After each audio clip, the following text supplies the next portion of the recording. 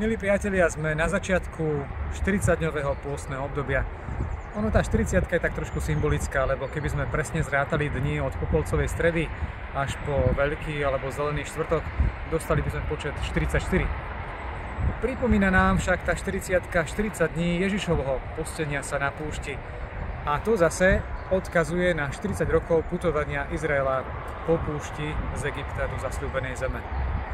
A teda aj pôst je akýmsi putovaním, je kráčaním, je cestou, ktorá nám má pomôcť opäť lepšie si natrénovať naše kráčanie po tej Božej ceste.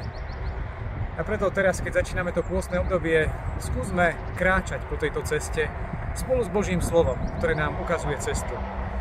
Či už sú to zamyslenia nad krátkými úryvkami tých všedných dní pôstneho obdobia, liturgie, ktorú nám ponúka, alebo tých tém, ktoré prinášajú jednotlivé pôstne nedele.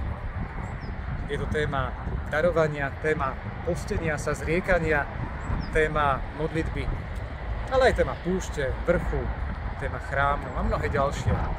Chcem vám všetkým popriať požehnané kráčanie týmto 40-dňovým pôstnym obdobím, vytrvalosť v kráčaní, deň čo deň, pretože cesta je práve o tej vytrvalosti v kráčaní.